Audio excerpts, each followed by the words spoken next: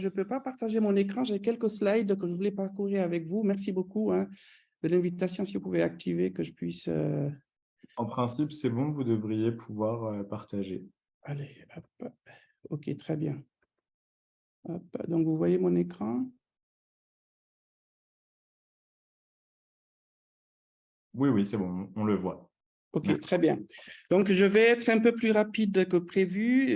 Désolé, parce que je suis arrivé 5 minutes en retard. Une petite soutenance avant. Je vais vous parler en ayant discuté avec mon collègue, en particulier Bernard Cherubini, pour cette présentation, il voulait avoir au moins des exemples autour de l'utilisation d'outils IA sur la COVID. Et il se trouve que nous, on avait eu un projet entre 2020 et 2021. Et donc, c'est ça dont je vais parler. Du coup, je vais passer ces slides. C'est généralement pour parler du labo, mais je pense que ce n'est pas très important. Bon, voilà, je vois qu'il y a un petit souci en plus dans la présentation. Donc, globalement, il y a des facteurs qui permettent dans le domaine de la santé en général, et ça en parlait encore tout à l'heure de données dans la présentation précédente. On a plusieurs types de données là qui arrivent de plus en plus, aussi bien de capteurs, des réseaux sociaux, de données ouvertes, open data, mais également de données plus traditionnelles là qu'on retrouve, etc. Et ça, j'ai l'impression que j'ai un petit souci. Excusez-moi, je vais juste essayer de voir si je peux enlever. Je ne sais pas qu'est-ce qui s'est passé. Je vois une chose apparaître. Hop, j'enlève ça dans la présentation. Quand je la lance, je ne sais pas pourquoi.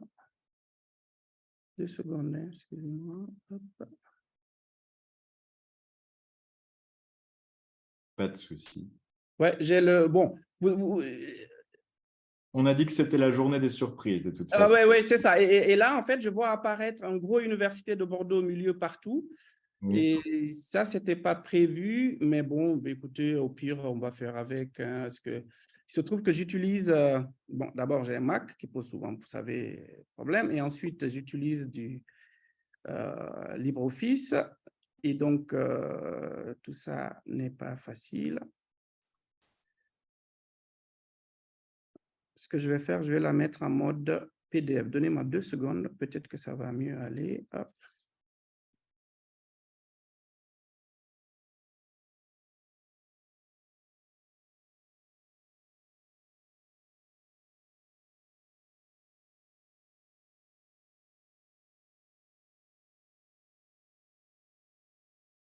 Je vais meubler un peu, j'en profite, vous Oui, n'étiez oui. pas au début. Une seconde. Merci beaucoup d'avoir accepté de participer à cette demi-journée d'études. Le 22 juin, on a conscience que c'est un peu compliqué. L'été commence, les colloques soit s'agglutinent, soit terminent. Donc, il y a des obligations qui se croisent, les examens, les soutenances de mémoire. Donc, voilà, je tenais à vous renouveler nos remerciements, moi-même et Monsieur Cherubini, qui se connectera vers 16 heures. Donc, c'est pour ça qu'il n'est pas là pour le moment. Donc, voilà, je vais repartager mon écran, ce que j'ai mis en PDF, et donc, il me fait sauter au moins ce que j'avais. Bon, voilà. Donc, normalement, maintenant, vous ne voyez plus Oui. Vous ne voyez plus l'Université de Bordeaux. Donc, je passe ça. Donc, je dis déjà, j'avais zappé cette slide dans le contexte, parce qu'en ce moment, on parle beaucoup d'IA. Il se trouve que je vais parler un tout petit peu d'IA, mais parce qu'on a utilisé du traitement du langage naturel, et donc il fait partie aussi des méthodes d'IA, sachant qu'on est quand même un IA qui ne date pas d'hier, même si aujourd'hui il y a le regain d'intérêt avec l'IA, en particulier statistique, avec pléthore de données. Et c'est ce que je disais dans cette slide-là. Il se trouve qu'on a des facteurs incitatifs à utiliser d'abord d'un point de vue stockage de données, mais également disponibilité de données. Là, cette slide, c'est juste pour vous présenter le facteur d'évolution qu'il y a eu entre les années 70, 75 en particulier, et maintenant avec la puissance de calcul. Évidemment, ça donne des atouts pour arriver à faire des choses, avec aussi les risques qui vont avec. Tout à l'heure, on parlait beaucoup de données personnelles là, dans la présentation précédente. Et dans le contexte pays à ressources limitées, en particulier pour l'Afrique, il y a un atout majeur, c'est la forte pénétration du mobile, hein, des téléphonies mobiles, qui donne une possibilité de nouveaux types d'applications. Et je vous montrerai un petit peu ce que nous, on a fait sans qu'on soit super innovant, mais en tout cas adapter quelque chose dans un contexte de pays africains, en particulier au Burkina, dans le cadre du projet. Donc ça, c'est des facteurs utiles qui peuvent permettre à faire voilà, de nouveaux modèles de santé publique, nouvelles restitutions. Et là, c'est un exemple typique de choses qu'on a vu émerger parce que tout simplement, on arrive à agréger des données très hétérogènes avec aussi des approches d'intégration et donc de visualisation pour suivre, là, en l'occurrence, l'approche COVID. C'est une slide que j'ai reprise hein, de John Bronston de l'Université de Harvard. Et donc, quand je reviens dans le contexte africain en particulier, c'est qu'il y a un gros souci de la disponibilité de la donnée digitalisée. Il n'est pas dit qu'on n'a pas de données, mais la donnée numérique, en particulier dans le contexte santé, ça pose un enjeu. Ça, c'est un. Deuxièmement, on note aussi un taux d'analphabétisme relativement élevé hein, comparé à des pays comme occidentaux, ça c'est un enjeu, mais l'atout que je vous donnais tout à l'heure, en particulier la forte pénétration du mobile, donne des possibilités donc de faire amener de nouvelles applications pour faire en sorte que le citoyen soit plus acteur dans sa santé. Et donc, il se trouve qu'on a un doctorant qui travaille sur les enjeux de littératie en santé, donc en particulier littératie numérique en santé, donc utilisation d'outils mobiles, outils IA, technologies numériques pour l'accès à la santé, être acteur. Ismaël Ouedraogo, et donc c'est dans ce cadre-là que s'inscrit aussi la petite présentation que je vous fais, sachant que la littératie en santé, il y a plusieurs définitions, mais une j'ai reprise ici qui me semble suffisamment large pour dire que c'est la capacité d'un individu à obtenir et à traduire des connaissances et des informations afin d'être acteur en fait hein, de sa santé globalement. Et donc, on a mené une étude, mais avant ça, il y avait déjà eu d'autres qui ont montré qu'en Afrique, il y a quand même un gros souci il y a un gros souci de l'illettrisme médical et en particulier l'illettrisme numérique. Là, on voit ici que 64% des personnes avaient un niveau insuffisant de connaissances en matière de santé. Quand je corollaire ça, il y a une étude en 2015 aussi dans quelques pays, 8 pays européens sans la France, je précise, où on est à 35%. Donc, on voit quand même qu'il y a un gap.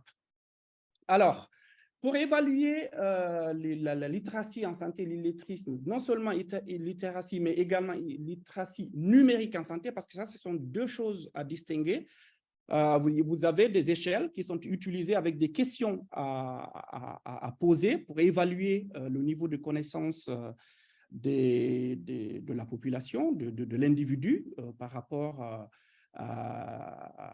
aux questions de santé. Donc là, vous avez la première sur la littératie, littératie en santé de manière générale à gauche, avec 3 questions majeures avec des notes qui vont de 3 à 15. Et puis, vous avez la littératie, donc la littératie numérique en santé, avec 8 items, là aussi avec un score qui va de 8 à 40. Je vous présente ça parce qu'après, on a utilisé ça pour faire l'évaluation de l'outil, un des outils qu'on a développé dans le cadre du projet lié à la COVID dans le contexte africain. Il y a eu une revue littérature qu'a fait justement Ismaël Ouedraogo où il montre très clairement que on a plusieurs pays en Afrique qui s'intéressent à la question de l'illettrisme médical et en particulier réfléchissent à des solutions pour mieux intégrer la population dans les solutions qui sont proposées pour l'accès aux soins. Et une des choses majeures qui est utilisée, par exemple, c'est le SMS. Vous avez dû voir souvent, par exemple, pour les femmes enceintes, pour leur suivi ou encore pour les prescriptions, pour le suivi des prescriptions en utilisant du SMS, parce que malheureusement, dans la plupart des pays, on n'a pas l'infrastructure numérique, et en particulier la 3G, donc la data accessible. Donc, on trouve des moyens pour un moyen atteindre la population. Et dans ce contexte-là, on a, avec quelques collègues de certains pays en Afrique, monté un projet dans le cadre de la COVID, lorsqu'on était en pleine pandémie en 2000, patient COVID, dont l'enjeu, ce n'était pas d'arriver à développer finalement une nouvelle arriver à adapter des travaux qui sont faits souvent en Occident dans le contexte africain, et en particulier le projet patient COVID, c'était d'une part mettre à disposition un outil de contact tracing, de suivi de contact dans le cadre du COVID. C'est aussi parce qu'il y avait un gros enjeu de lutte contre les fake news autour de la COVID. On a vu, par exemple, il y en avait qui expliquaient qu'en buvant de l'eau chaude, ça pouvait permettre de traiter ou d'éviter d'avoir la COVID, etc. Mais également du fait du manque d'infrastructures locales et en particulier des centres de tests. Un des enjeux, c'était, alors que lorsqu'il y a eu la COVID, il y a eu une sorte de ruée vers les centres de tests, un des enjeux aussi, c'était d'aider à faire une sorte de contribuer à diminuer les flux vers les centres de tests, donc à fournir un algorithme, enfin en tout cas à adapter un algorithme qui était approuvé par l'OMS pour que les gens déjà se fassent des autotests avant d'aller inutilement dans les centres de tests, parce qu'en réalité, ils n'étaient pas tout à fait à risque. Et donc, on a développé un ensemble d'outils basés sur le mobile. Alors, je vais voir si je peux vous faire une petite démo et qu'après, je vais vous expliquer l'évaluation. Voilà. Vous voyez toujours mon écran ou pas? Oui, tout à fait. OK, donc vous voyez la démo là, c'est ça? Tout à fait, merci. Comme toute application, il faudra d'abord la télécharger. Donc ça, c'est l'application aucune information personnelle à renseigner.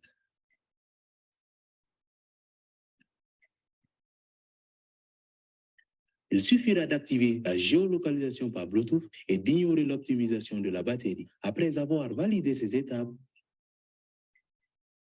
vous accédez à la page d'accueil. Vous cliquez sur le bouton traçage désactivé ou traçage activé pour activer ou désactiver le traçage. Une fois le traçage activé, lorsque les téléphones des personnes qui ont installé l'application se croiseront pendant au moins 15 minutes à moins d'1 mètre, le mobile de l'un enregistrera l'identifiant de l'autre sous forme d'informations codées complètement anonymes. Dès lors, si l'une des personnes contracte le virus et décide de se signaler, il devra cliquer sur le bouton. Il pourra saisir le code de son test, l'utilisateur lui disant quoi faire. Une notification et des conseils, date probable pour rejoindre. Lui ne saura qu'il a été en contact. C'est la question sur la COVID-19, accès à une foire aux questions sur la COVID-19. Une série de 10 questions avec leurs réponses se présentent aléatoirement et sont extraits du site officiel de l'Organisation mondiale de la santé. Autre fonctionnalité, l'utilisateur peut directement discuter avec un agent conversationnel sur les questions fréquemment posées sur la pandémie. Voilà, on utilise de l'audio et en particulier à langue locale. Journal pour un avis sous forme de questions à choix multiples 3000, puis choisissez la langue qui vous convient en appuyant sur la touche correspondante. Sur le projet patient COVID-19. Pour choisir l'audio, appuyez sur 1. Voilà, donc là, on avait un agent conversationnel à langue locale où on pouvait discuter, en fait, poser des questions, etc. La température est entre 35,5. Voilà, avec un algorithme de pré-diagnostic dans la langue locale aussi pour permettre aux gens de s'autotester une augmentation de votre taux habituel. Donc, j'arrête là. Hop, je reviens sur ma présentation.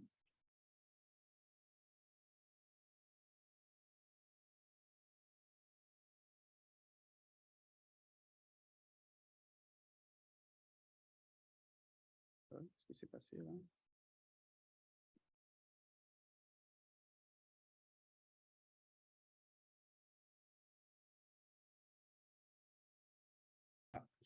Alors, donc ça, c'était l'application avec quelques fonctionnalités. Vous avez vu notamment du contact tracing, de pouvoir dialoguer avec un agent conversationnel.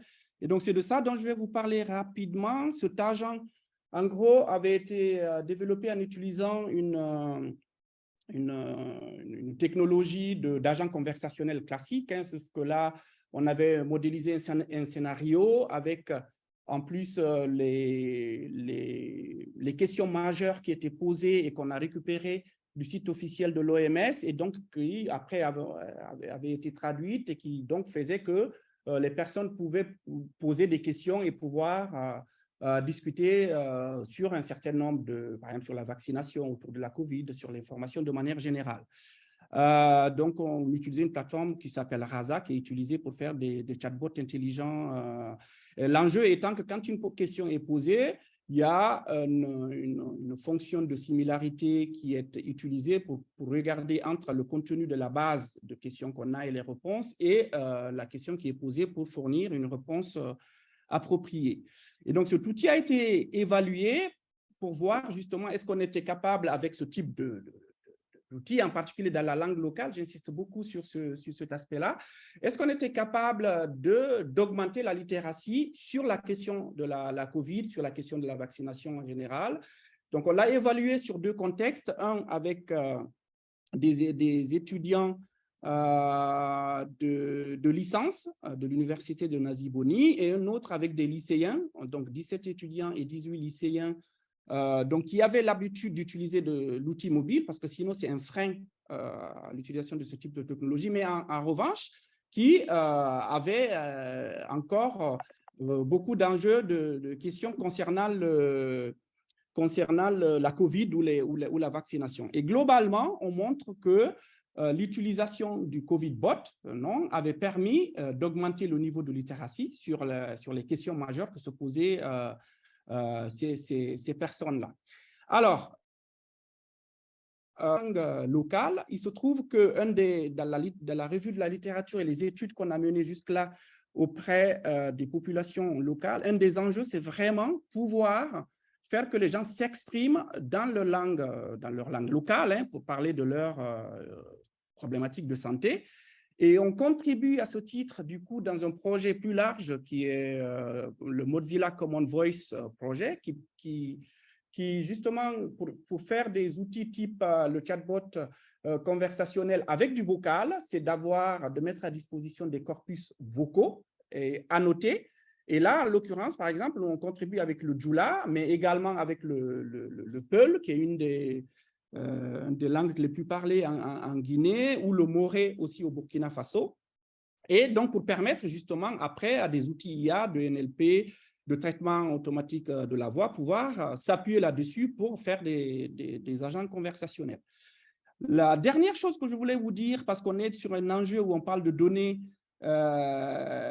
personnelles souvent, et là, je vais vous rapidement parler d'une autre application où, là, en l'occurrence, on a utilisé des données, des métadonnées mobiles, donc de le récupérer de manière passive auprès des utilisateurs, et ça a été fait d'ailleurs, vous avez tous vu que parfois, pour les décisions de confinement ou autre, il y avait aussi le fait de suivre de manière géolocalisée les gens. Donc là, en l'occurrence, on a utilisé ce type de données pour voir si on était capable en cas d'urgence sur des questions d'AVC ou d'infarctus du myocarde, on était capable de montrer le manque d'infrastructures dans un pays donné, quelles étaient les populations, on pouvait estimer les populations à risque potentiel majeur, parce qu'il faut 3 heures maximum d'intervention pour ce type d'urgence médicale, sinon c'est des séquelles énormes ou le décès carrément. Et donc là, on a utilisé des données de 9 millions d'utilisateurs anonymisés, doublement anonymisés, c'est des données de Orange, la filière sénégalaise, sur un an. Et donc, à partir de ça, avec des données à la fois de contexte sur le découpage administratif du pays et puis la géolocalisation des hôpitaux, montrer qu'on était capable de non seulement calculer une densité populationnelle mobile, mais également montrer éventuellement les populations qui pouvaient être à risque, parce que tout simplement en cas d'AVC ou d'infarctus du myocarde, ils sont à plus de 3 heures de la structure hospitalière la plus proche, quoi. Et donc, voilà, on arrive à partir de ces données-là de générer ce type de cartes, de dashboard qui peuvent être utilisées comme outil de décision. Donc, vous voyez, moi, j'ai pris l'angle pour montrer le côté plutôt positif de l'utilisation des données. Et je sais que là, l'enjeu aussi, c'est de montrer tous les enjeux que ça pose, en particulier de protection de données personnelles, etc. Et puis aussi les biais que ça peut représenter, puisque la population mobile n'est pas nécessairement la population générale, etc. Mais en tout cas, on peut voir qu'il peut y avoir des facteurs positifs de ce type d'outils et technologies, pour ce qui est en particulier de la santé. Voilà, j'ai été un peu rapide. J'espère que vous avez capté quelque chose. J'arrête mon partage.